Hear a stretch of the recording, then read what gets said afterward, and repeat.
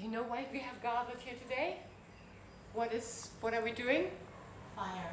Fire. Celebrating the fire. Fire. And I would just like, when Jerry's coming with just a few minutes, just check in, what does it even mean to you? Where do you experience fire in your life? What do you associate fire in your body with? And you can just make some notes as well, if you have a pen and paper, especially when you're on the recording. Just take a little moment contemplating and just think fire. Not outside of me, but inside of me. What does it mean to me just now?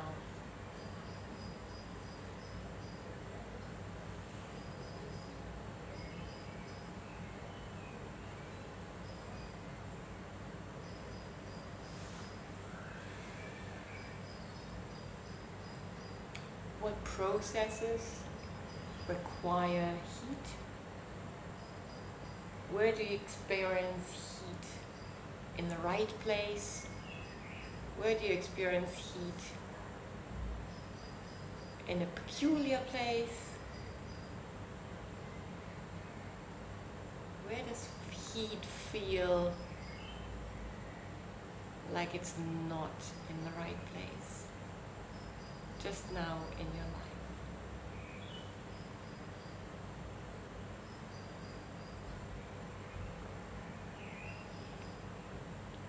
And we will just start with a little round. Would you like to share what you... So for me, fire feels like passion, activity, ideas. I feel it like more like on the outside of my body rather than the midline. Like arms and legs? Or skin surface? More skin surface. Well, I don't know, a bit both. Yeah. But not so much in your Hello. center. No. Hello. No. Okay. Would you like to share how you experience fire? Well, also passion and I thought self-belief and righteous anger. Anger, yes. Righteous anger. Yes. And where I feel fire inside, quite warm just now. My feet are really hot because I've been on my feet all day and I went for a run this morning. So burning souls? Burning right inside my feet as Right well. inside your feet. Yeah, my feet are hot. Yeah. Sorry, I'm late. That's all right. You want some blocks to sit on? Do you want to give them a block over there? I'm navigating them. I can move the... yeah, that's it. Great. Lovely to see you. Lovely to see you too. Wow. Right. Can I ask a question? Well, I will when he sits as well. I'll fill you in. Don't worry. Yeah. Try to avoid to do it again. You can take yourself a tea if you want to. There's a hard tea. The hard tea that I made today is goji berry and red date tea, which is traditional Chinese medicine for heart balancing. It doesn't matter if it's high blood pressure, low blood pressure, high anger, low anger, like being like numb, any of that. This is a balancing tea. I didn't add any sugar to it, and it tastes really sweet. And it's really quite good. And a particular balance right there. Balance, yes. See, she already had her tea. She came early, she had her tea early, and that's the result, you know? That's the result. Fantastic. Before I go here, anyone online that would like to share how they experience fire? Wonderful.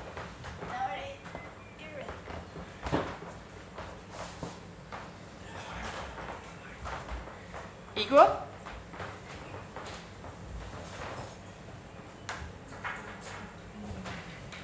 You don't have to.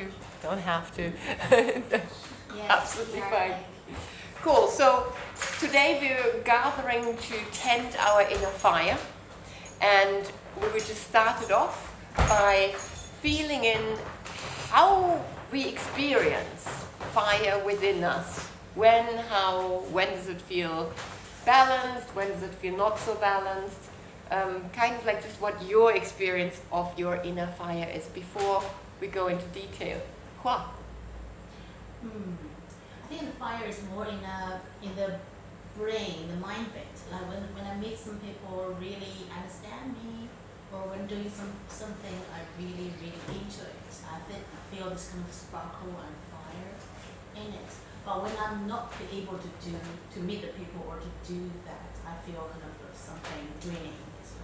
Oh. There's no sparkle. So it's like this inspiration?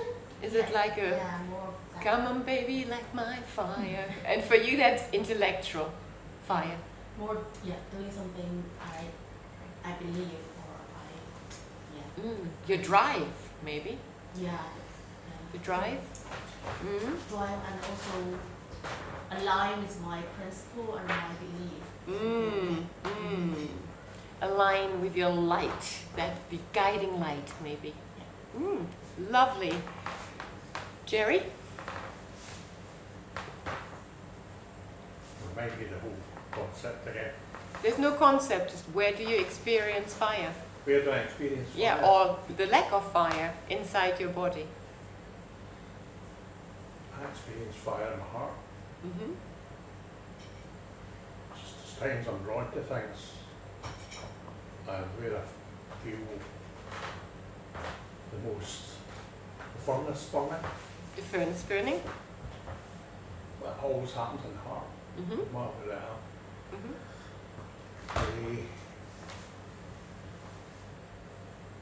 And it's always unexpected. I don't program it to start building whatever it does. But it also, when it does happen, it makes me quite spontaneous. Okay. So I'll there's react like to whatever's happening at that time when I feel it. is it like a playfulness? Yeah. It can be a bit of playfulness, a bit of inspiration. It might take me in a direction that I don't think I was going to go in. But when I feel it and I know it's right, my intuition said your fire's burning. Your intuition. Interesting word. Cool. Okay. And Good. it says, so what are you going to do about it? Feed the fire or let Well, it. over the last period I've found that if you don't feed the fire, you're standing on the train station, you see the train leaving. You So left behind. left behind. Okay. And it's something you can never go back. You can't chase it. It will all be too quick for you. Cool. So I've Thank just learned to, when I feel that fire and I see an opportunity or something coming up that I need to get a hold of, I just Grasp it. grasp it, and my fingers are still burning, but I can feel it inside. That's been the right connection. Okay.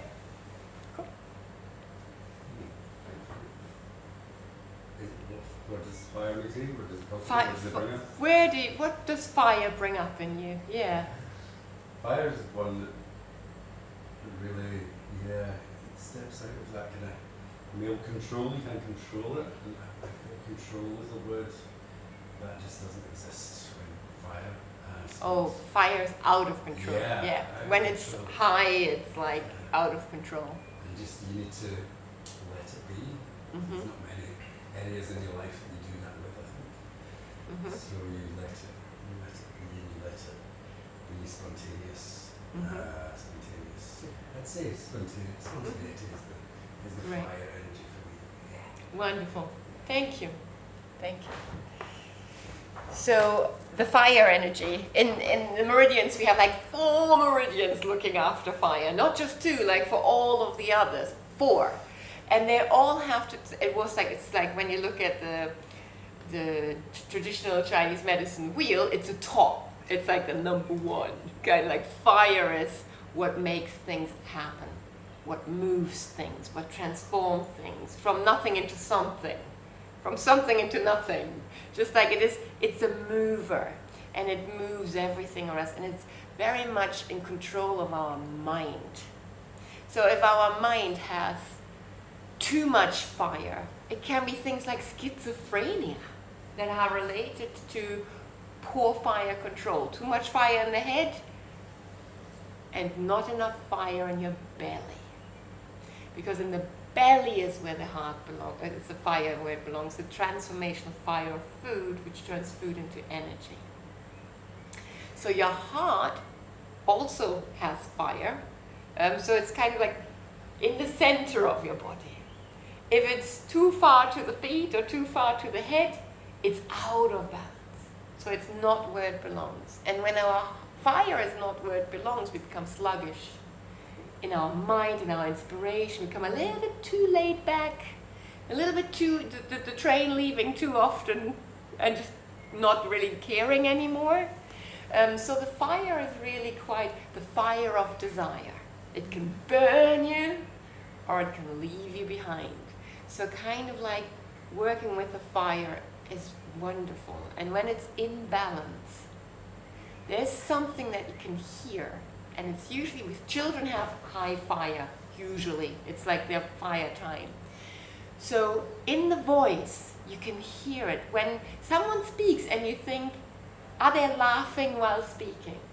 You know, it's like this laughter speak, like the Irish. Like when they sing and speak. That is a typical sign of fire being in the right place. When your voice sounds like it could anytime crack up into a laughter or you have a smile while you're speaking. That shows a good fireplace, a fire in the hearth. You don't want the fire outside the hearth, it can burn down the whole lot. And the hearth is in your center. And there is another thing, which I will embarrass you now. There's no mirror, there's a mirror there. You can actually look at your own tongue in the mirror. It's one of those, so I just want to show you, like, where do you know where your fire is at? That was a spark. Yeah, it's for the fly color. Oh, okay, whoa, that's what, bless the flies. So there's a little mirror. You can go and look at your tongue in the mirror and just have a look at it. Go. And yeah, and if you don't have a mirror, you can ask your next person to look at it, or you can look into the camera and look at your tongue. You need to look at your tongue somehow. So just look at it in general. We look at the color, we look at the thickness, we look at basically what we do when we look at our tongue, we look at the extension of our heart. The tongue is the bit we can see which represents our heart. So a really red tongue is a lot of fire. A really pale tongue like mine is very little fire. I'm a Vata body type. It's wind and ether. There is not much fire there. So I need to work on my fire. My fire is a practice to get it. So a thick red tongue is too much fire. Too much fire is also inflammation. Having the fire in your joints and your bones. So that's kind of like in the olden days, the doctor used to look at your tongue and would also look at your uvula, which is in the back of your throat. It's a little dangly bit. When you go like that, there's a dangly bit. And when that's over to one side or the other side, it also shows that your fire is out, because your fire and your vagus nerve also go together. So you're calm, you rest and digest, because digest is where the fire belongs, and rest is where the fire should not be. So if it's out, so being really hot at night, hot flushes, hot feet, you need to kind of like move, like the rest and digest in the vagus nerve, and that's kind of like what we're going to look at today. The fire, when it's out of whack, it likes bitter to go back into balance. Bitter is kind of like bitters is, most medicines in the Chinese world are bitter. Most illnesses have a fire, need transformation, so therefore the fire needs to be balanced first. So I have a dear friend who has been in a psychiatric unit, and he doesn't know why, he didn't think there was anything wrong with it, low B12, dangerously low B12, omega-3 completely out of whack. And he's a healthy person, a young healthy person, and the vagus nerve completely. He was studying crazy hours and things like that. So he behaved like a totally insane person, ended up in psychiatric care, and what they did didn't help. Till they did the blood test, changed the vitamins, which helped immediately. And then they had like an acupuncturist there who balanced the fire, because a lot of these things don't work unless your fire is balanced.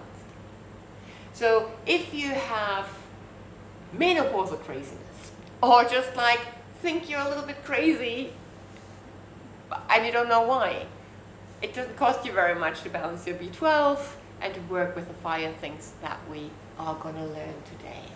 So there's always a sound and a place for the fire that we kind of like stroke. So the fire is when you give someone a hug, all the fire meridians are firing. It's like, it's that, you know, the heart is connected, so there are meridians. And on the outside, it's your boundaries, your healthy boundaries. Your elbows is your small intestines. It basically says what you let in and what you don't let in. So it's all about your arms. Isn't that interesting?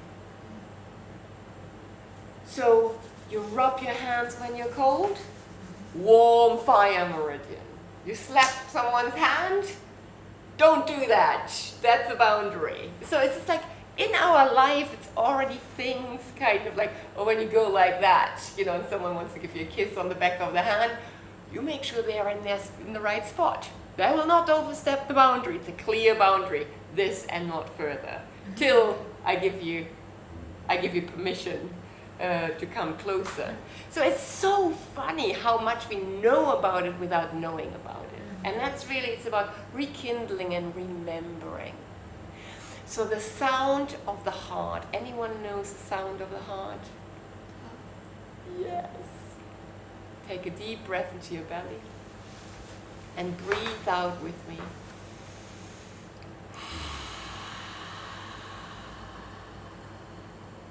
Into your belly in.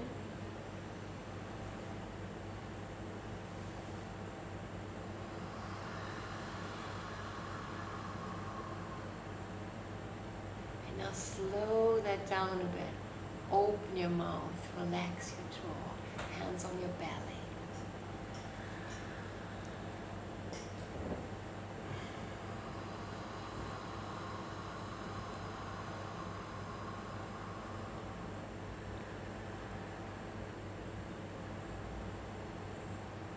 Do that a little longer.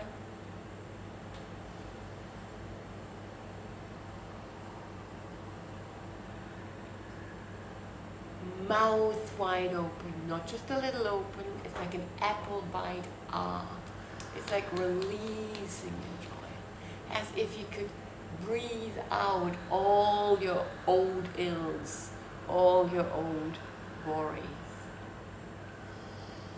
Keep breathing.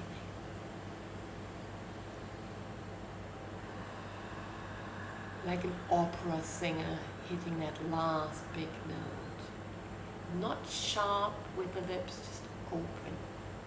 Why not the nose? Nose in, through the tummy, heart out. Keep your eyes closed and slow it down as if you could turn into slow motion.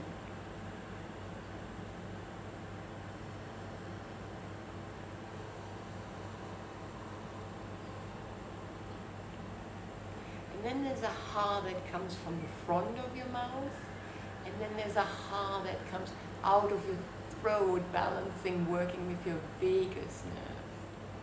And when you get the throaty ha, it might remind you of something that you do that balances your nervous system.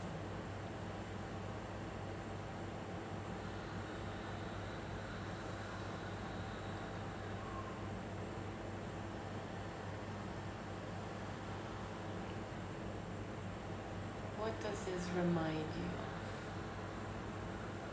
Coming back into the room. Something your body takes sometimes. What does it remind you of? A yawn. A yawn. And a yawn is a vagus nerve balancing instinct. A yawn is really good. So what we do now is we'll even slow it down more, and it becomes more like the dragon breath, the breathing the fire. So what feeds the fire? What feeds fire? What do we need to keep the fire going? Fuels. Yeah, what fuel? Traditionally?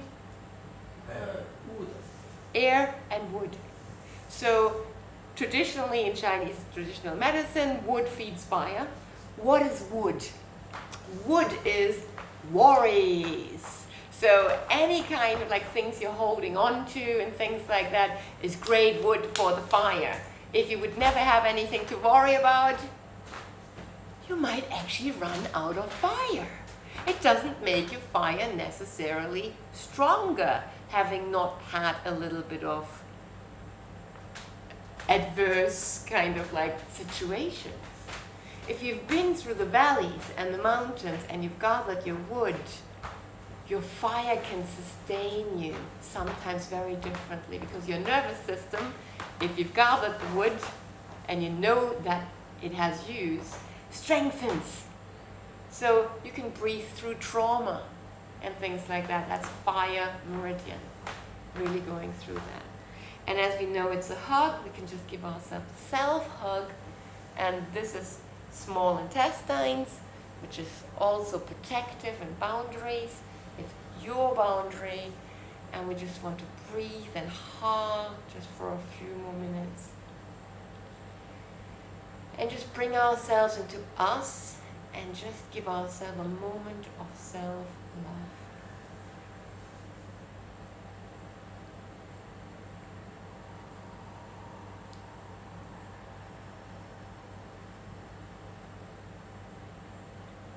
And if there were to be a sneaky yawn going, milk it. Don't stifle it. Yawns are welcome.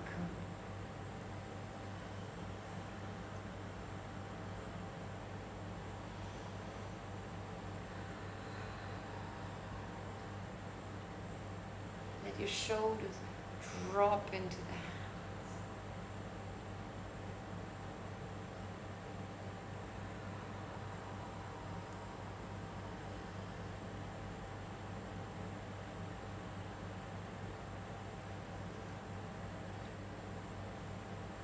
Just notice what you notice.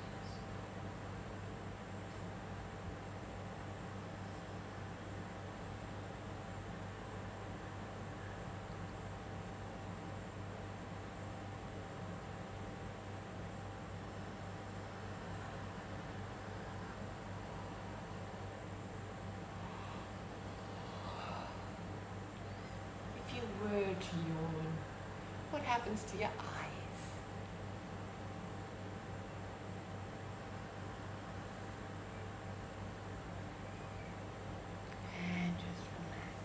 What do you notice when you yawn?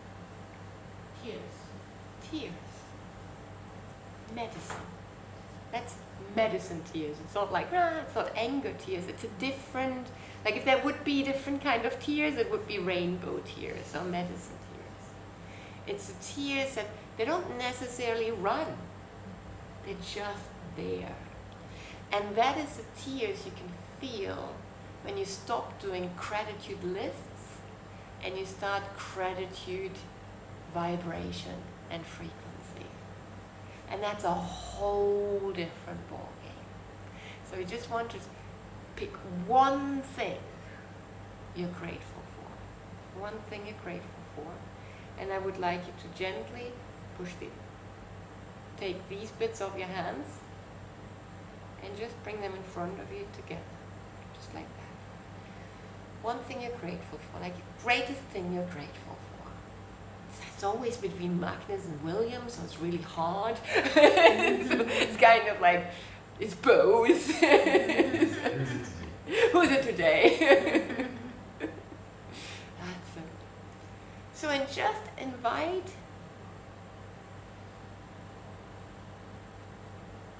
feelings in.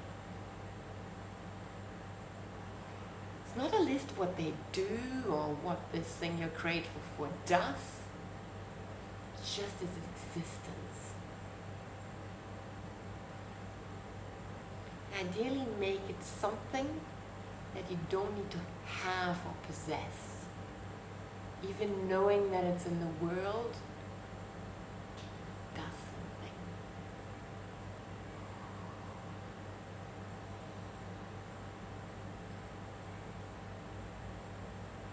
And then just bring your hands together. And breathe. Close your eyes and envision that which you're grateful for.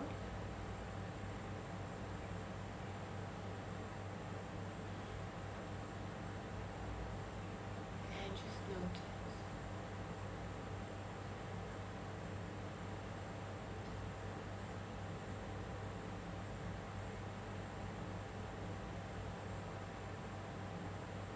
Bring your hands over your heart, left first, right on top.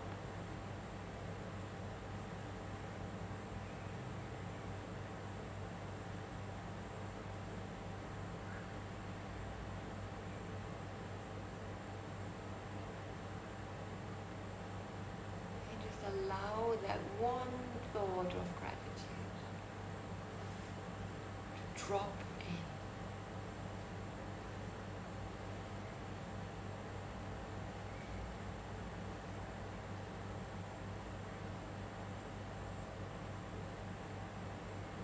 What happens in your mouth?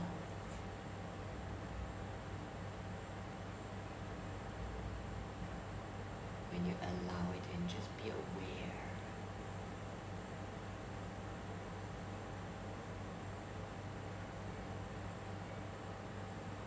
This is a familiar feeling.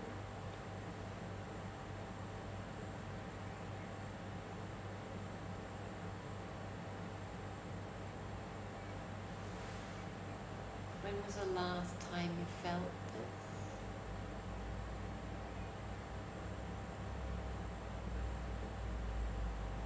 And is there resistance? All welcomed.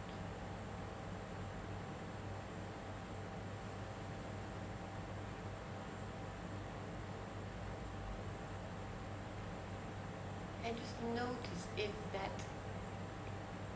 focus of gratitude is like a small pinprick or a whole story that's required to feel it. Could you just make the object of your gratitude as tiny as can be, like a second, rather than a whole story?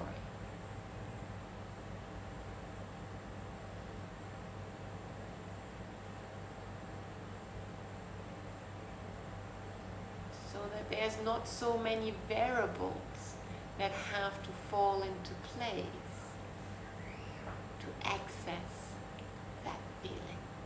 So see if you can detach it. For me it would be detaching behavior.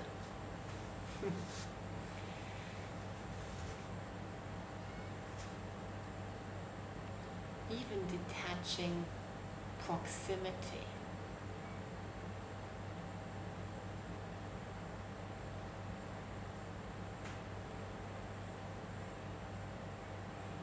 And then notice if you can let the object go completely and just be with the feeling.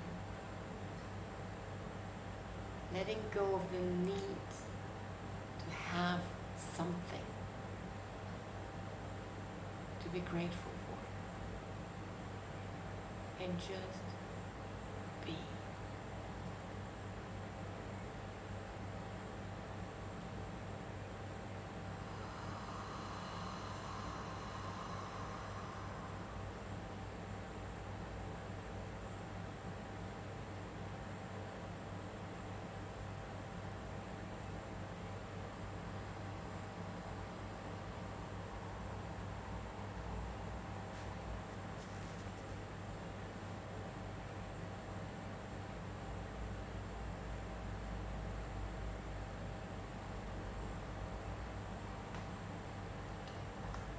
welcome to being grateful.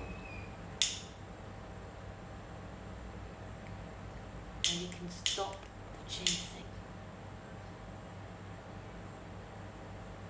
And you can have that light with you. In a dark room on your own, you can still have this light.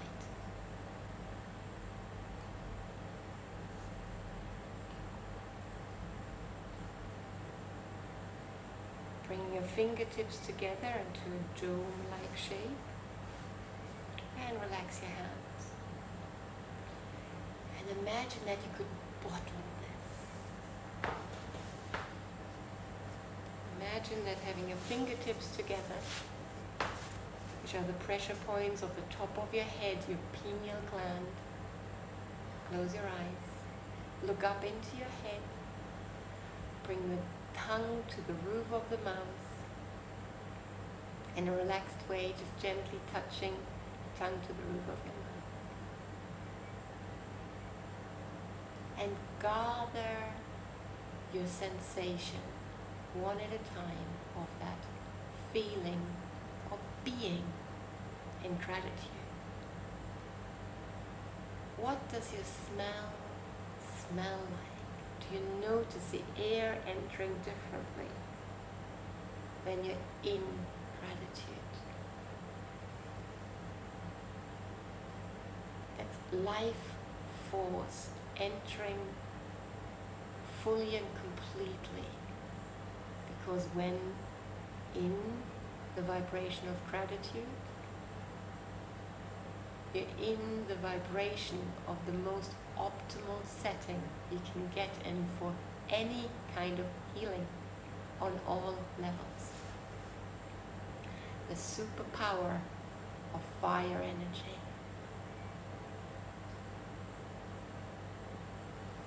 What does it taste like in your mouth? It's different. Notice the difference.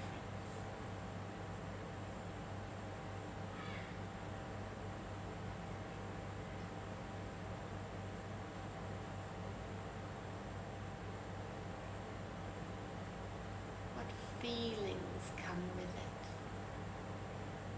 There's two types. One is sensation on the skin, and the other one is feeling emotion.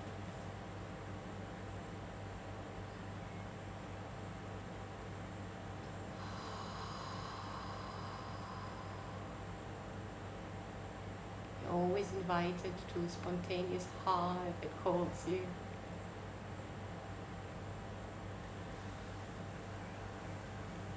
Listening inwards, turning your ears inwards to hear how it sounds. The sound of being grateful, full of greatness. That's what it means. Full of greatness. You are full of greatness now. What would you say to yourself if you would believe that? Say in your own head your name and affirm your greatness and see how it resonates. What is the greatest things you can fill yourself with? What can you say about you? It fills you with greatness.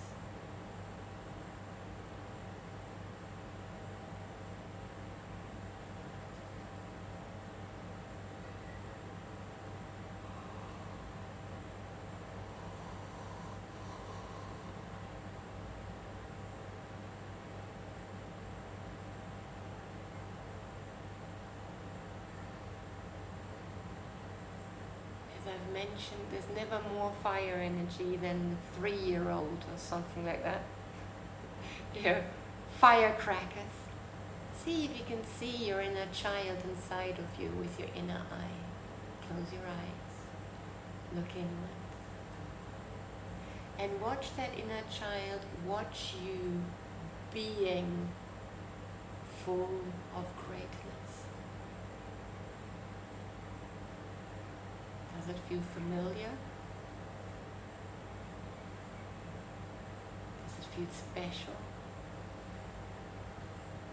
Does it feel foreign? Being witnessed by your own inner child.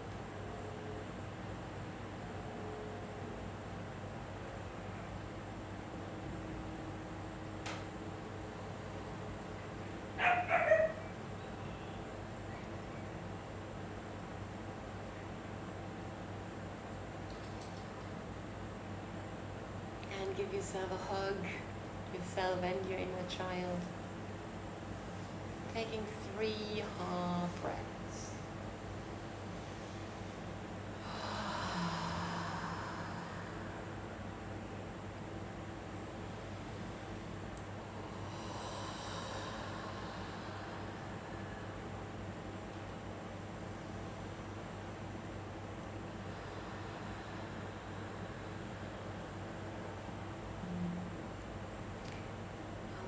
Out any sharing out of this video, and you can take, if you're watching, you can pause and take a pen and paper and write down what we will be sharing. I will just mute here for a moment, so please make your own observations just now. Anyone who wishes to share?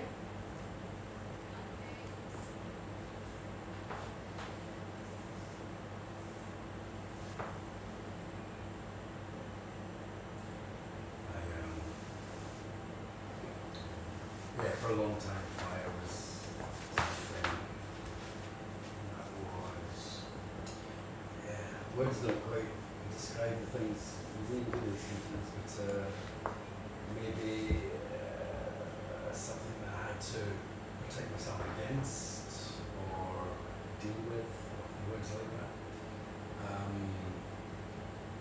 And then the latter layer, so the aspect of coming to terms with it, using its power, go to it. And then a child is a really nice, I hadn't put that together before, that's a really nice analogy of just that innocent energy. Mm-hmm. No thought goes in, so it goes similar to your first chair. Yeah. Children just do, they don't think of the consequences so much. And 3 anyway, afterwards maybe. You're welcome to sit with your legs wide, so we can create a little circle.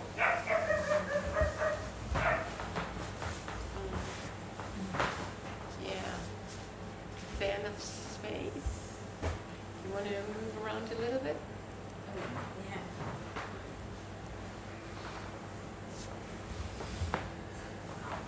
We're just adjusting our seating positions to legs wide, toes pointing up, because we've been sitting for a while. And we'll do next a moving practice. But if there's anyone else that wants to share? You good? It's a deep inner process that you can return to. It's a returning and nourishing, because fire is very nourishing, because it breaks down what we put into our head, into our body, and puts it into usable energy. It's that transformation, which is really important. So you can either sit with your legs wide on a block, or on the floor, or one leg in, if that feels better. I just go for legs wide just now. And we're doing something with your arms. So first of all, we have our arms like this. And we remember that this side of our heart are the meridians that are on self-love, nourishing, inhaling, taking life, receiving life force energy, taking on yourself, loving yourself, acceptance. And the other side is, what would the other side be? Boundaries. Boundaries. Large intestines, not giving a shit. You know, that's it. You know, so it's that off you go. Leave me, give me my space, right? So feel how that feels for you. Is there more tension to the front? Are you wide open at the front? Maybe too open? Is there resistance?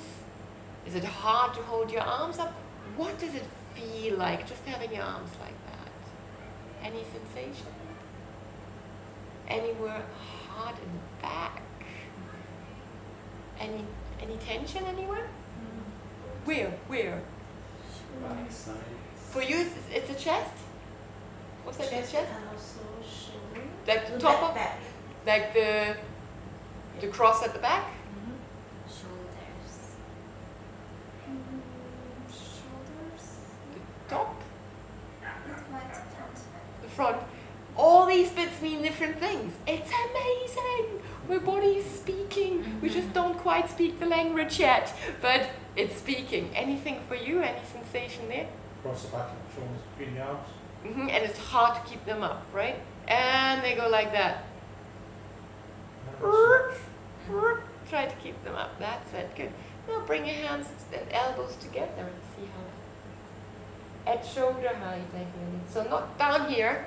So from here, from high, bring them together. And just notice. Breathing into that tight bit at your back. Tuck your chin and drop your head. Surrender. Surrender into you. Allowing your boundary.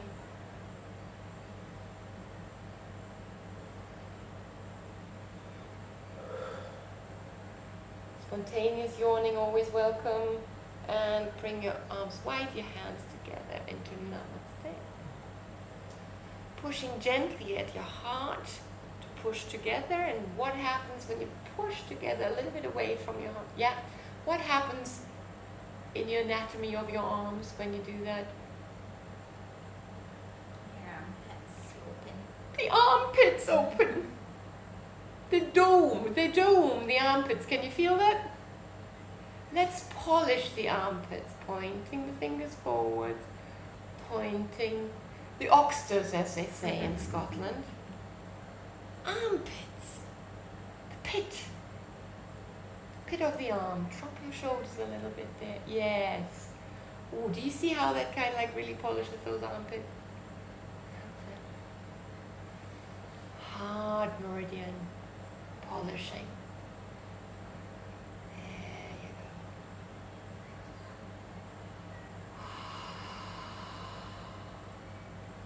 go. It also works through the meridian in your forearms. Can you feel that? So that's a good one. Go as far as you can in one direction, little bit of pressure, all the way to the other side. That gets quite a few forearm meridians there. Great. And then it's just a very simple exercise that you can do whenever you feel you give yourself a little bit of a, it's like a self-hug. So this does the other 3 meridians on the other side. How convenient. Easy, right? And sometimes it's really hard to get your back of your hands together. And that has to do with the opening the meridians on the other side. In India or in China would say if you're too judging, they would be, you would have tight wrists. Greed is attached in that.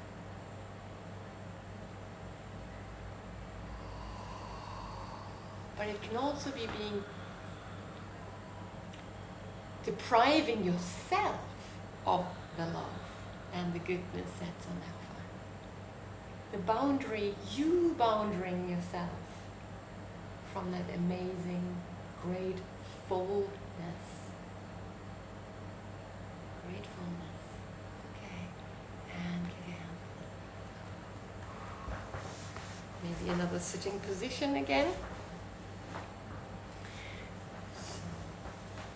We will hold our arms, and you can sit in any position, out to the side. So what I will do, can't see me just now, so imagine my arms are wide. You will turn one in and one out. one in and one out. But you do that with your arms straight. So, arms wide. And you don't move, so you push your hands away as if you would push a wall away. Good. Shoulders low, collarbone up. And that might already pull on your fingers. Can you feel your fingers pull? Just like that? Good. And one goes down and the shoulder goes forward. And the other one goes the other way. And we inhale in the middle and well, there's the meridian untouched there. So try to keep your hands flexed as if you would be in a room that's just as wide as your arms can reach in a corridor. And that is what brings the funk. That is. So flexing, yes. The other one as well. Yes, do you feel the difference? Ah.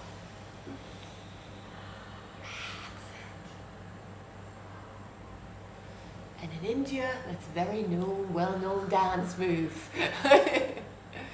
for the wedding ceremonies, and you wonder why.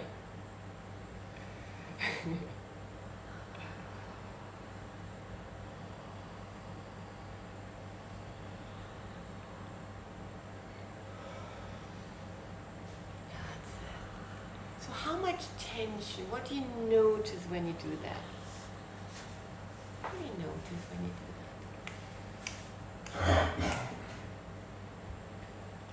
Familiar, unfamiliar? Tension's released. Some unfamiliar movements that you don't usually go to that extreme, I suppose. No.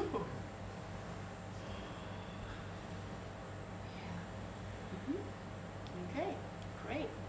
If you're comfortable sitting on your feet, I'd like you to sit on your feet with your toes under. If that doesn't work, sit on your heels. If that doesn't work, sit on a meditation cushion. But if you can sit with your toes under, on your heels, that's one version. Feet pointed, the second version. And on a meditation cushion or blocks, there's plenty of this around here. So there is a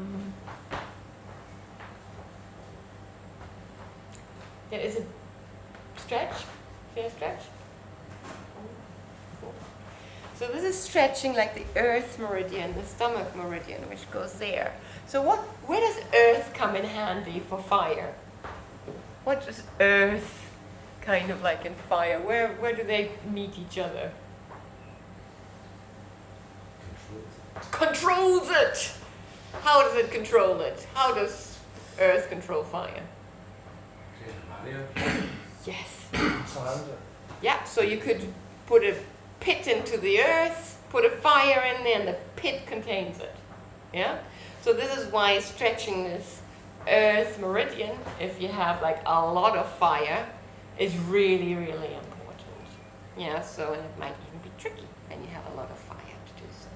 So in this particular one, we are doing the real fire dragon. So it's like it's a thought process. You put yourself up as much, like a bit uncomfortable on the toes is good. Too uncomfortable is not good, so just point your feet or lift yourself up. So we first look at the breathing, and that's a fire breath. So we want to take our wood, that's the woulds, coulds and shoulds, because that's fantastic firewood. A bit like the train that's missing. Find a little wood, should or could. Take a deep breath, and then I will demonstrate. So it's like, remember, it's the tongue has to do with the heart meridian, so the tongue goes out. The eyes watered, so they have something to do with it. So we're taking the big breath into the belly, the wood.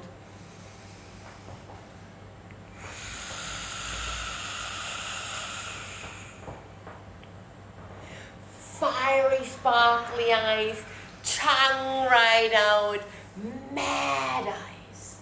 And you breathe out as if there would be an obstacle in front of you or an opponent in front of me, and you outstare them.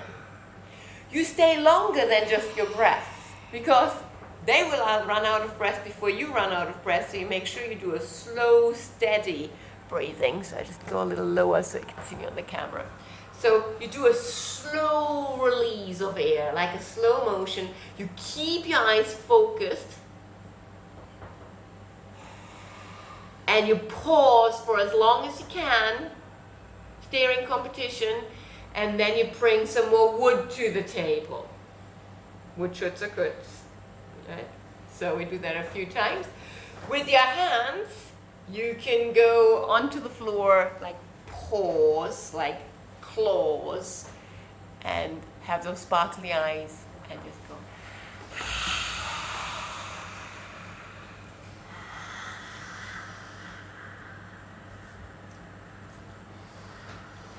You might notice something. Just notice if your eyes are in focus or out of focus. Just notice.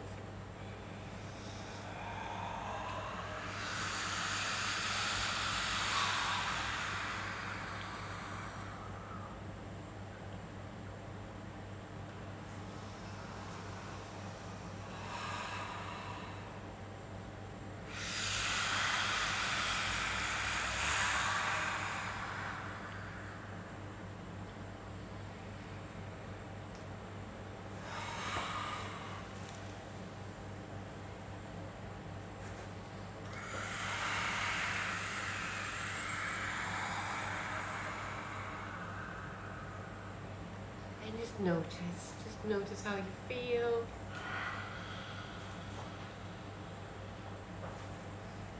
Response of your facial muscles to this.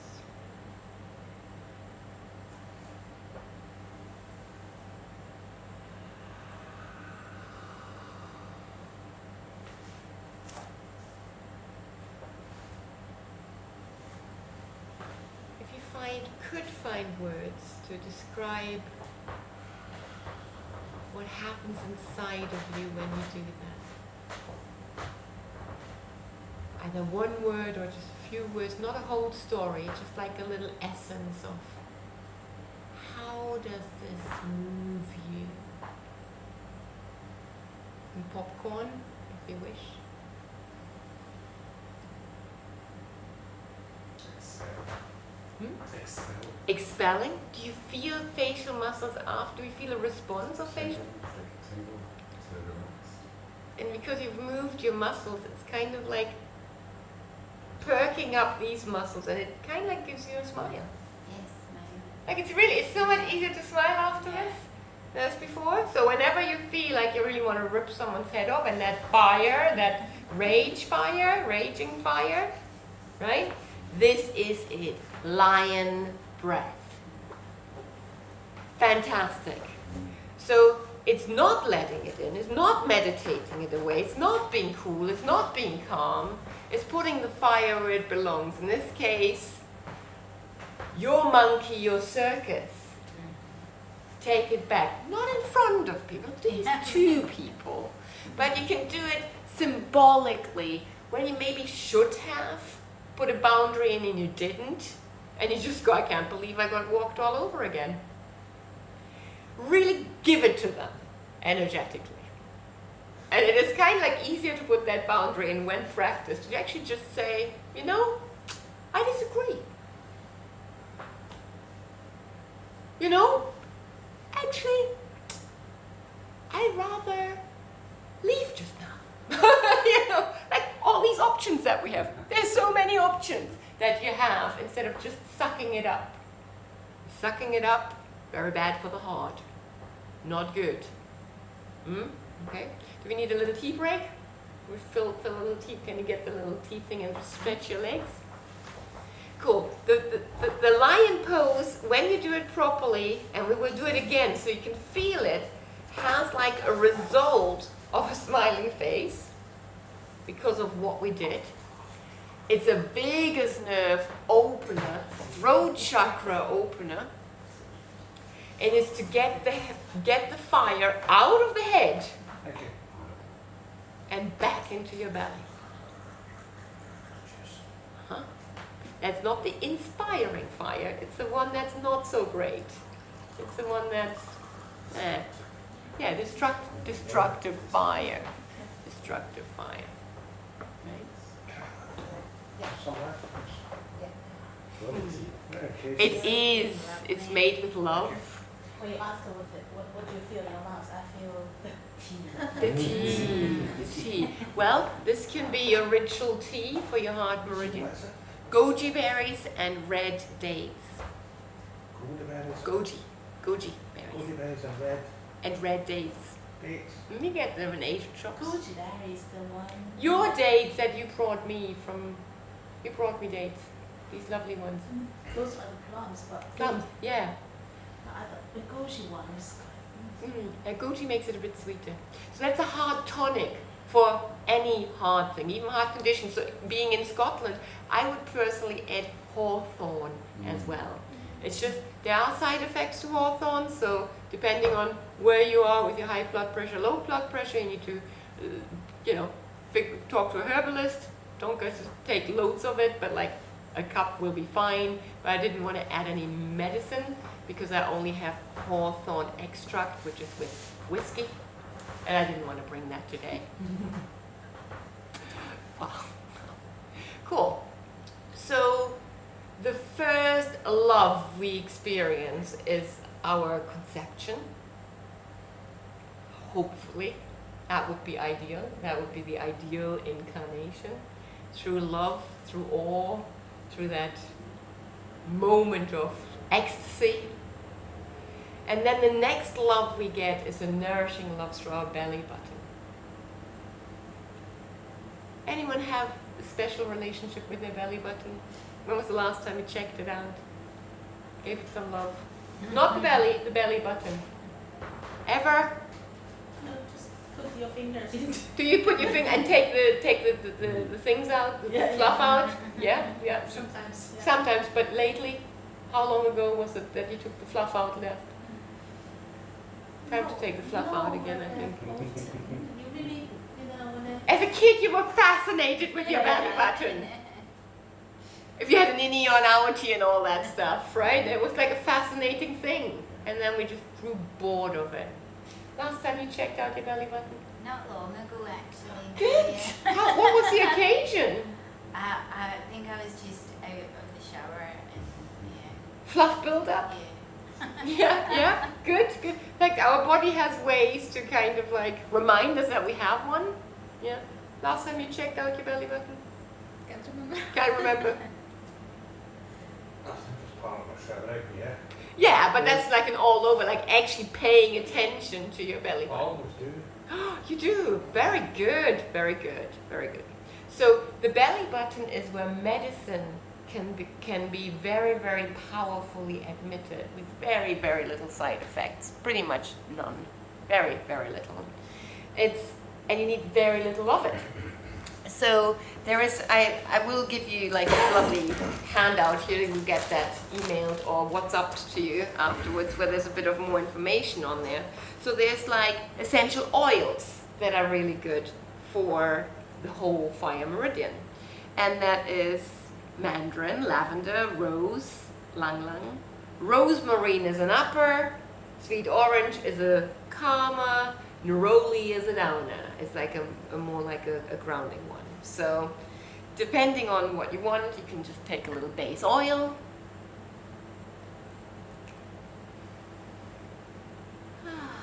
And just take a little finger and put it into your belly button. You're invited to do it. I'm not forcing you to do your belly button massage here, but it's a mixture out of what I've mentioned. So it's a calming, balancing one. And you just massage your belly button.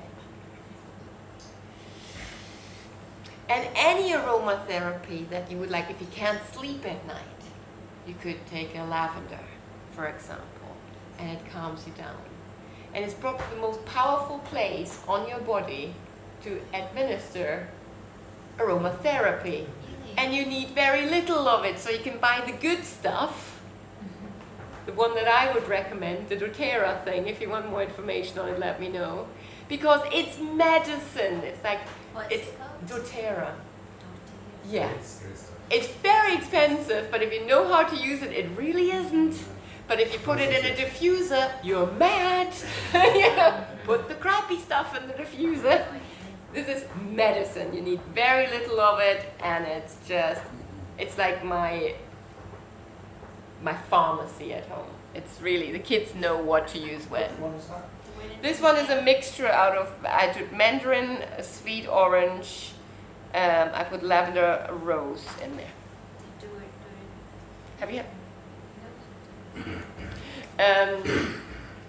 So that and one other point. If you know 2 points where to put aromatherapy, you know more than most people about aromatherapy. Isn't that funny?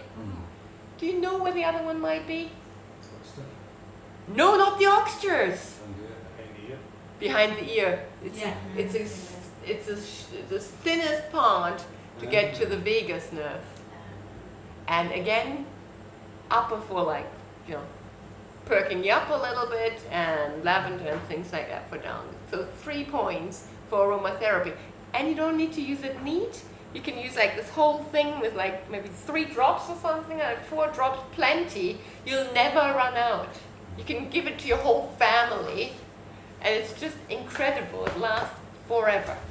But some people just don't really know how to use it. But They use it too much. far too much of it, and it doesn't need to be like neat on the, it's just like quite a whack. It's actually not great. It's not also far too hard on the skin. So don't need to do that much. So I love that combination of using little less packaging but having the quality of the products. and then use exactly, less. isn't it great? It's so economic, and they have a whole ethical thing to it. They give back, and it's just a nice company. Yeah. So what have we learned so far?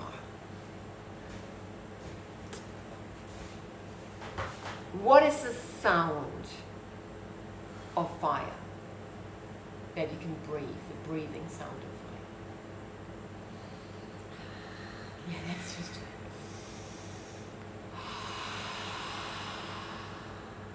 Where do the fire meridians run in your body?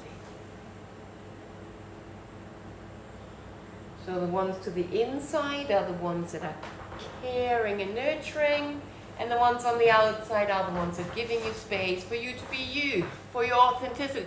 Make space, move over, I'm coming. Confidence, all of that stuff is on the outside. Ushering away. Yeah? Making that lovely space. Then we know that the vagus nerve, the heart, the small intestines is a counterpart of the heart. So heart energy is like that pumping love through you. So when you were going into the greatness exercise, the great fullness exercise, what is still stuck? Which sensation is still stuck with you that was different?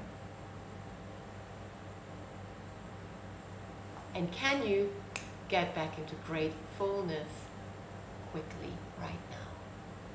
To sample it again. How long does it take you to get there?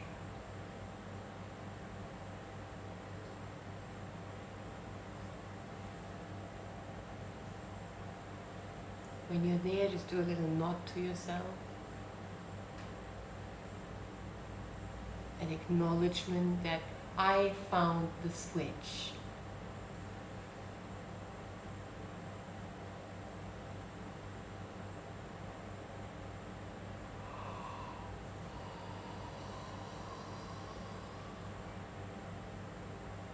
Is the switch available? Because I can assure you a list of gratitudes will not get you there. It's how to not get there. It's conditional gratefulness. I try to uncondition your gratefulness. And just notice how your breath changes.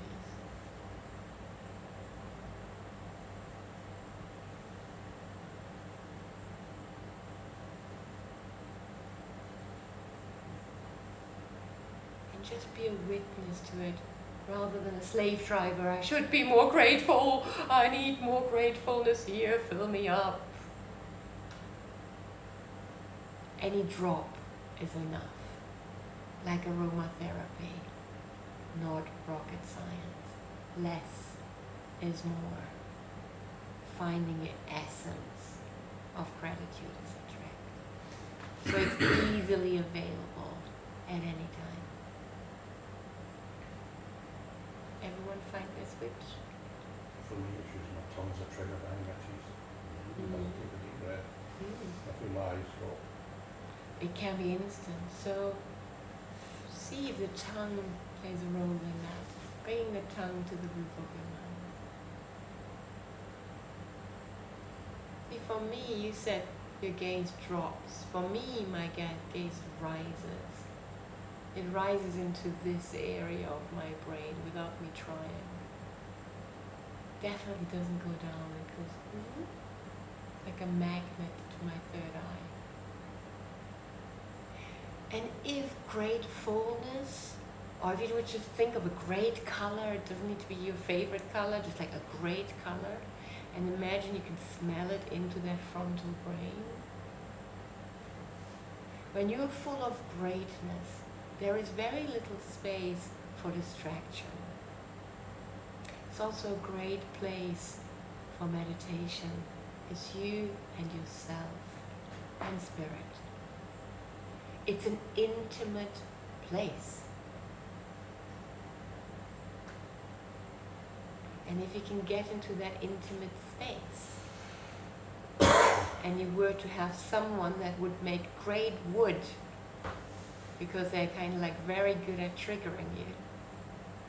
If you can take a picture into that place, into your frontal brain while you're in gratefulness,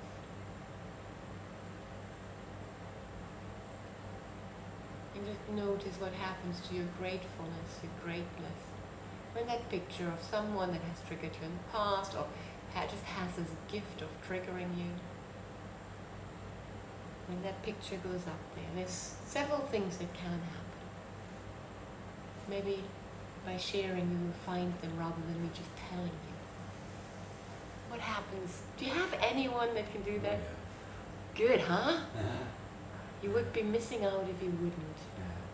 What happens when you bring that picture up into your greatness? Okay, calmness, I think. So that picture, does it stay there, or what does it do, that picture?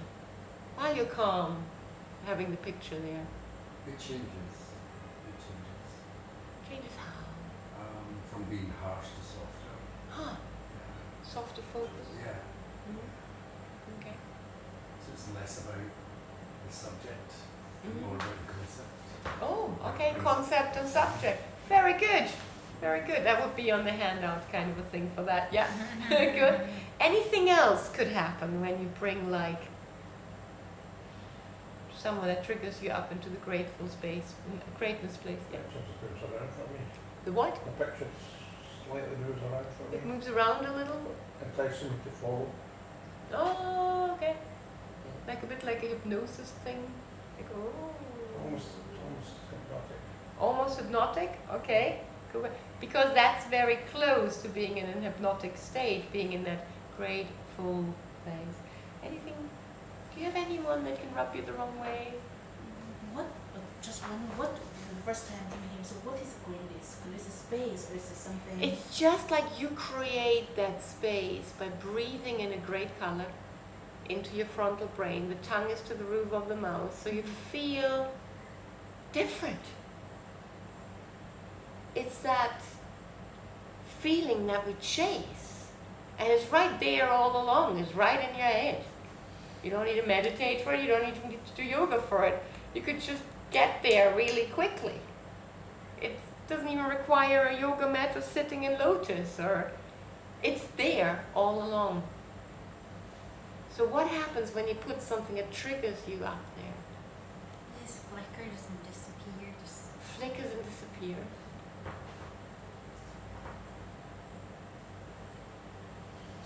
For me, it's like a always come up like a dream thing. Like a dream thing. Theta brainwave, dream state. Very much. It's a very quick way how to get into that state.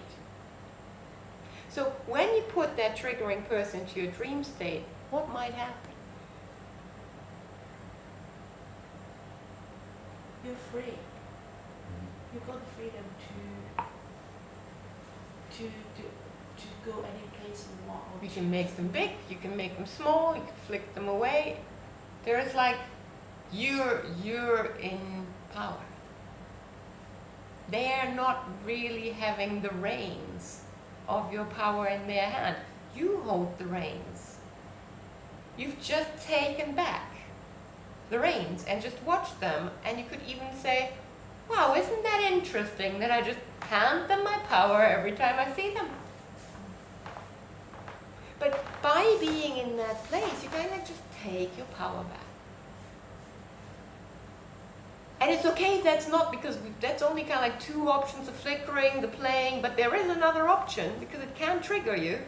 Did you experience anything? So I, not really good at like seeing images, but for me it felt like that the energy of that person couldn't really come closer to me, it kind of bounced back like a ball. Yeah, so it's like safe to take a person in there. They can't harm you there, right?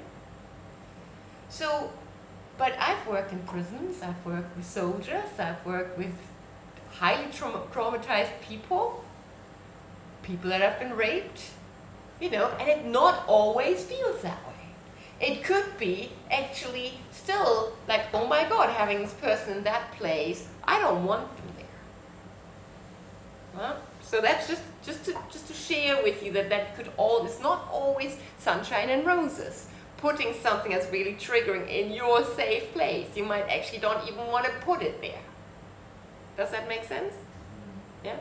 So then you take it back into your body, that picture, and you just get your sensations of so you can zoom out as far as you want, see them very, very far away, and just notice your sensation, even just thinking about it.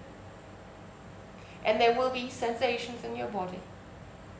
And then you take your sensations, your attachment to that thing that triggered you. Like there's like a situation that happened, and there's your energy that's bound by that. So if you take your energy and you become aware that that's your energy, this happened, but this is your energy, and you take your energy back into your body, and you copy and paste what you feel, and bring that into your greatness place. You're snipping the cord. It is amazing. Never seen it not happen. And you can go back, and the person can come a little bit further forward, and if there's still a little bit of, you do the same thing. You do it over and over and over again. It's called reset technique.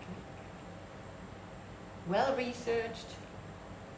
It's amazing. Because it's so often in yoga classes that we just think, oh, that just makes you feel so good. What if it doesn't? At my foster kids class, just breathing the ha sound made them feel sick because they can't handle the love. It hurts them because they've never experienced it. So don't assume that every day, all the time, it feels that way. And menopause is one of those crazy things where sometimes things can trigger and you have no idea why. You're like a headless person. You want to rip people's heads off. And you do not know why. And it can be at the receiving end, or you can be at the feeling end. And it's just really bringing it back to your heart, feeling it, and then bringing that feeling, like in a computer, copy and paste it up into that frontal brain. And it is just so freeing. So I would like to invite us to take something that rubs us the wrong way in the world, that disrupts our peace of mind. Can we all think of anything? If you can't, think of dog shit, stepping into dog shit. But if you have something better or something closer to your heart, please do that. And I would just like to invite you to just take it up into your greatness place and allow it, like even artificially allow it to ripple you. It's like you don't want to make peace with this. It's just not something, I'm not playing nice with this. Like for me, it would be someone hitting a child, right? I will never stand by and watch. I'll go and tell this person where to put it, right? Like pick your fight with someone your own size. You know, it's just like one of those triggers for me. So if I take that up and you do that in your own place, establish your grateful place again, which is a frequency that surrounds you. You're tapping in to something very special. And you take this disrupting energy in.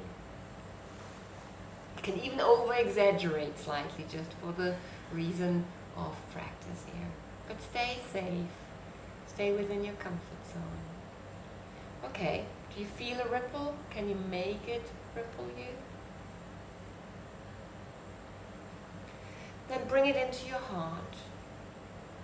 Move the object that triggers you far away so that you can own what you feel when you think of that.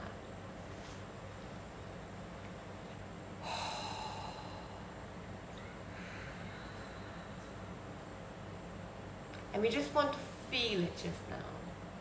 And we just want to do maybe 3 of those lion breaths with it to really tell it, kind of like really own it, just like I'm not standing for that, but really feeling it. So we're not trying to disperse it. It's like a staring competition with it. I am not standing for it. So take your wood into your heart, into your belly, and then we do our lion breath. Remember the mad eyes, the tongue out, the long breath, the freezing at the end, back into the belly.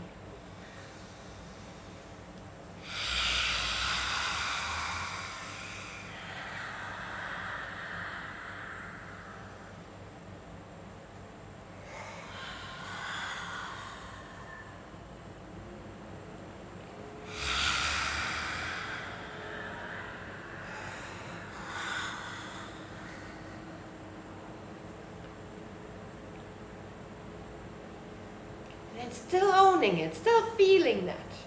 Because it's yours. You have a right to feel that way. Bring in the judgment. Bring it on. Don't play nice. I'm not having this. Feel where you're not having it. Does it make a tight jaw? What does it do to your body to oppose it?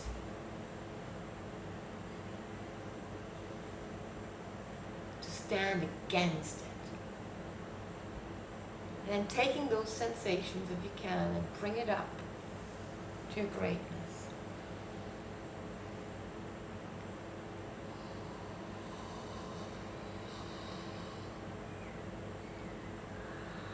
Like really sitting back in your greatness and just watch it. And I would like you to invite, if you have some kind of like imagination that there is some kind of spirit, higher power, even your highest self, just shine a little light from above.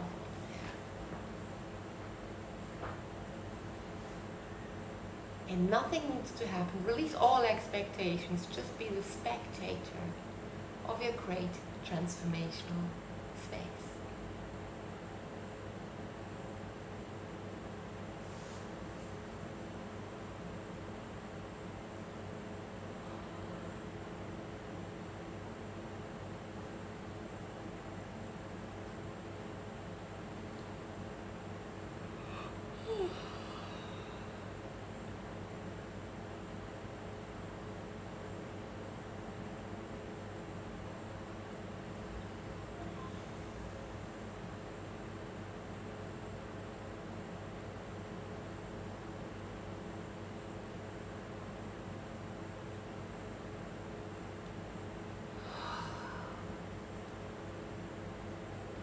Stay in that place for as long as you wish.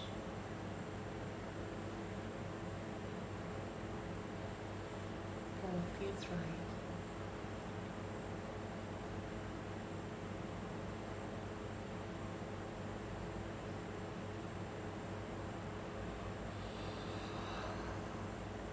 And again, just notice. There's no script here of what should happen.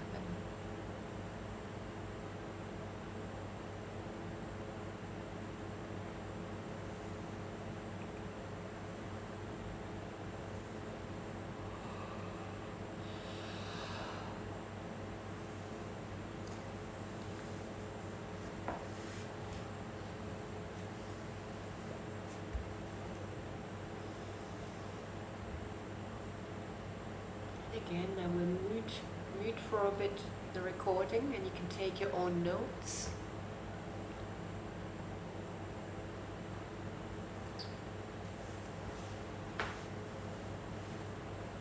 And if you care to share, that's a great gift. If you care to keep it inside, that's a great gift to yourself.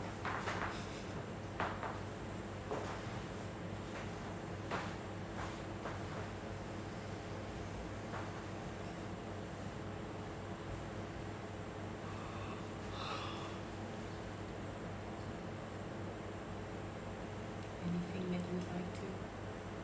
And I was bringing to mind something that really, antagonized me, that I can't remember what you said. We know what that is. Good. The trigger. So it just, and I was resisting it and doing the lion breath. I felt this strength and in my back. It really, and like kind of power here.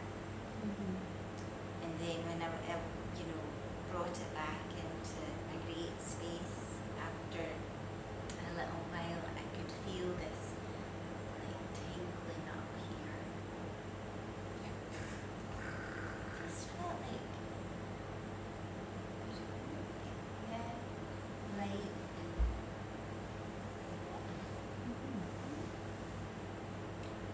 Wonderful, thank you, because that was one word that no one has brought up yet that I was hoping it would come from you guys rather than from me.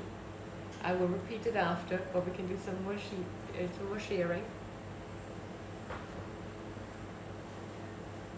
I feel it's kind of, I always have some guilt sometimes for other people feeling at all. So I will say you can bring that back to your clinics, and then I think I find some harmony and balance and how to embrace it, not kind of, before it's kind of I resist, I try to battle with this guilt. But now I kind of find a balance between that. You're this kind of person, you just embrace this guilt. Something like that. You don't resist. Because resist takes a lot of power. Takes a lot of power, Yeah. but you get the strength. You can if you want to. If you want to, you can have all the power to fight it. Yeah. It's choice.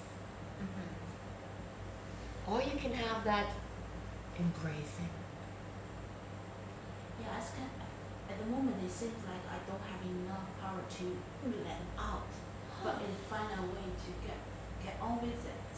But when I do the line rest, I feel like I'm trying to get it out. It's not because it's not me, it's not my problem, it's not my fault or something like that. Yeah. You guys are so good. This is awesome. You're doing the wrap up for me here. Fantastic.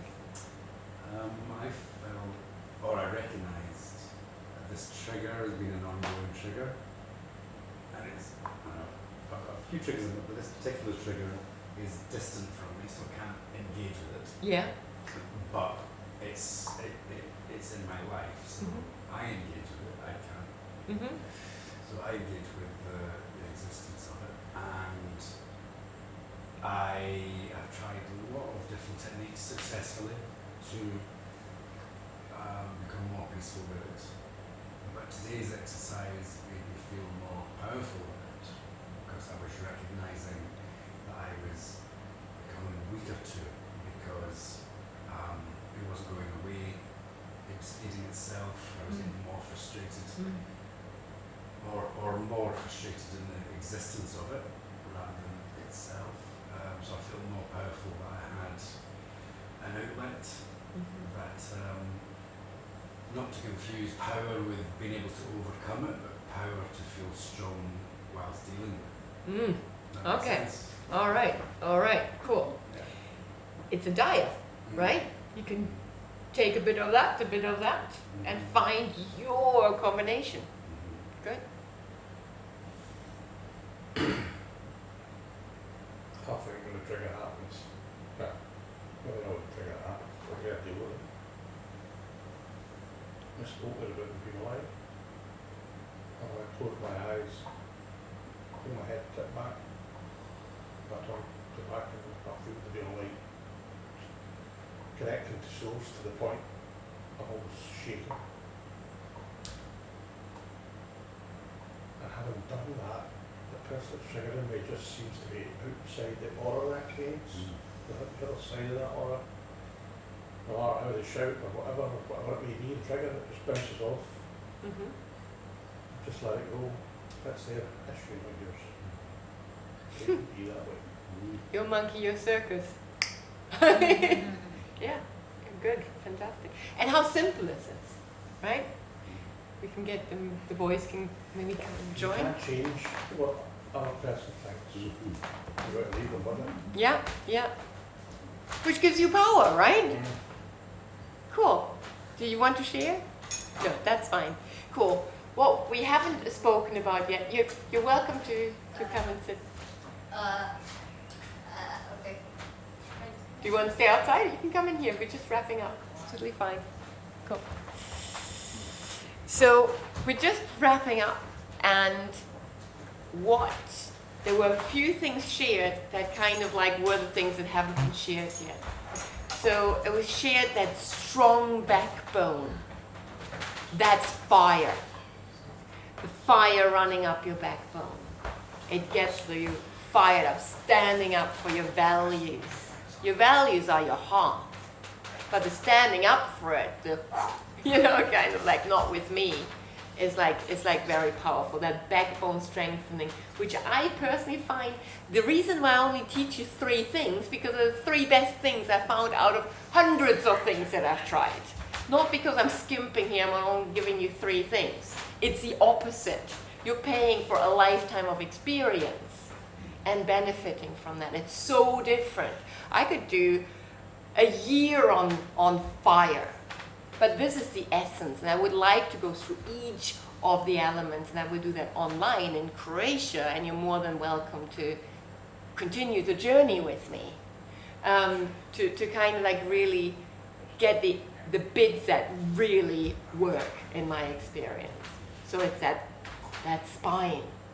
Then there is the sucking the energy, the parasite. If your digestive fire is strong, the parasites are no more. Bitter is what kills parasite. Bitter feeds fire. Okay? So that is kind of like something that we haven't spoken yet, that drained energy, right? That is, the fire is then weak and your fire can get stronger. So, and then there was the connection to source, or that tingling in the brain, or that where you kind of like feel like you can just like, they don't have anything on you anymore.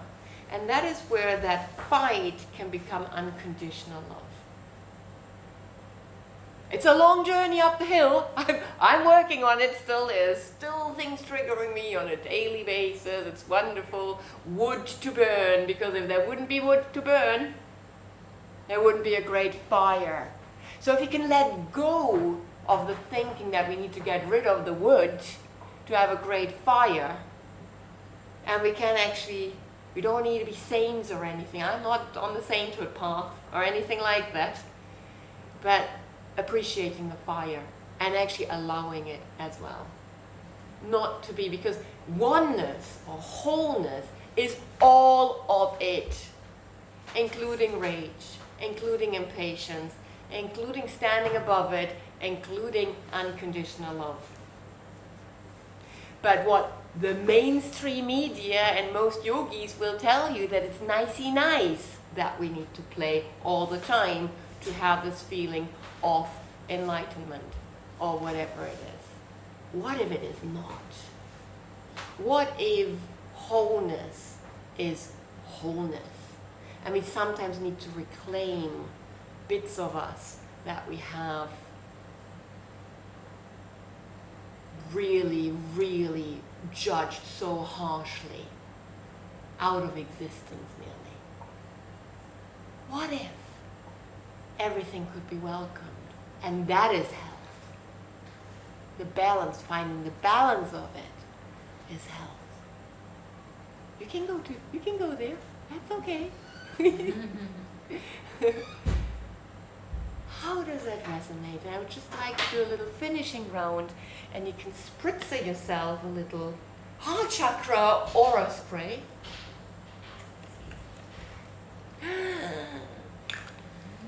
And then you can do a little checkout if you wish to. Would you like to start with the checkout? Because we've always been the other way around. Cool. Are you okay to keep recording with your checkout? Yeah, sure. Cool. So for me, it was a bit hard to bring up those negative emotions towards someone or towards something. I felt like I was thinking about it, but not really feeling it in my body. So I was trying to reconnect to that a bit. Cool. Thank you.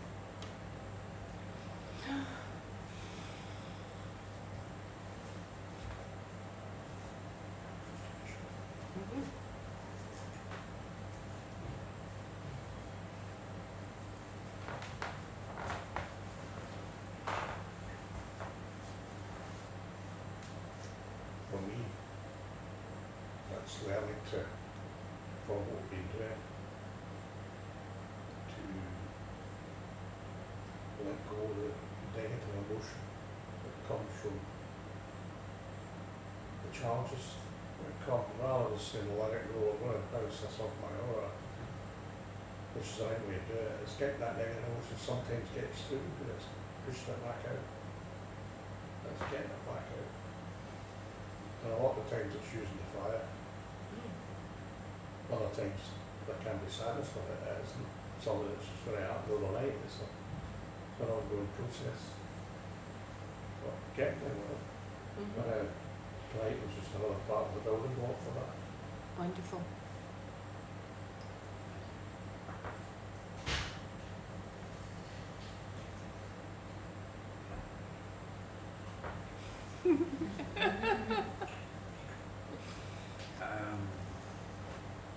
So for me, it was, today particularly, was dealing with these things usually a default would be to use anger, and anger can be an energy I don't want to be using against an individual or a doctrine. But it's still relevant, still absolutely relevant. It could be the exact right methodology, but my learned implication is to dominate with it rather than be strong with fire and stay strong in my stance against it without having to extinguish it. And that's that spine, Yeah. not the hands. Yeah. Spine. Yeah. Yeah. That makes sense. Yeah. Mm-hmm. And the dragon or lion is really effective because it's subtle but powerful, and that's going to sum it up. Great.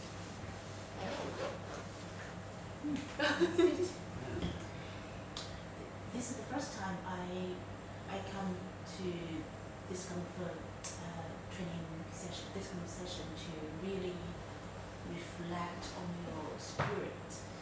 I think for years I try to, I know what I don't like, I don't know what I'm not for, but I haven't figured out what I am, what I really, myself is. I think it's a very good kind of it creates a great space for me to start on a journey. That's kind of to feel that bit which are not being nurtured enough before.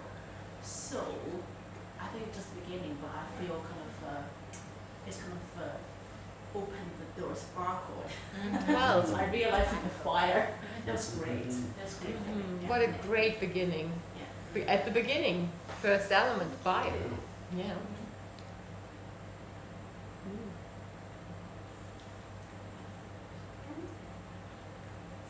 Lovely, very refreshing. Yeah, I found that very resourcing. Yeah. Beautiful word. Yes. I found it very effective to cultivate a feeling of something that I'm grateful for, and then to like unpick, detach things from it and just have that feeling and embody it. That was very effective, very powerful. And also with the contrasting, something that I found that's difficult to do the lying breath, and then to take that feeling and remove it from that connection and bring it into myself. It's really interesting and very different. Wonderful. So this is really not, you can't call this a workshop, can you? It's playing with it, and it's with staying within your own integrity. So there's nothing wrong you can say, and it's absolutely, and there is lots of resistance, and I've had much more resistance taking kind of like an opposing. There was not, like I worked on not opposing anything, and I didn't find it healthy. Really unhealthy, actually. Like that unhealthy that I was probably nearly self-harming. I wasn't self-harming, but it was kind of like I was suffering for not opposing it. And it took me a long time, to actually go like, okay, maybe I need to experience the opposite, because the nicey nice is not working. You know, I've milked that one. How about actually voicing my anger? And that didn't really work either. So that's how I got rid of my last relationship. But then I went onto the hill, still on the hill. And it all came up. All that stuff that I've pushed down and just like yogied away and therapied and tapped and, you know, all of that I thought was gone, well, it all came back to bite me. 3 months of biting. And I'm a different person. It's very different. I will not do nicey nice for no one. I'll do authentic anytime. And I will always opt not to hurt another. But I will not hurt myself by sparing another. But there's other ways, and that's great. But it's just acknowledging it, just really allowing it in. It doesn't need to require any action on the outside, but really, really sitting with it. And not sitting with it to get rid of it, because that's what I've done, that's what I've perfected. I sat with it because I've learned that when you sit with it, it goes away. Only if you're not still and stay busy, because when you're not busy, it comes back. And I'm really glad to teach from a very different place. Coming back from that being still on the hill. And continuing to breathe from that. Breathe and teach. And integrate and just give you these little nuggets from that place. Thank you very much for coming in person. It's a novelty. Not many people find me on the hill, still on the hill. So I will do more online. And I'm, happy to share with you when I do that. And you will see that even though it's on the screen, it will be different because it won't be on the screen and in person. It will be just on the screen. And we've done tribal breathworks and things like that. That worked well, didn't it? Surprisingly well. Yeah. So yeah, we will do all that. Namaste. Thank you so much. Thank you for being vulnerable with me and going to places where you usually wouldn't go. I really appreciate it.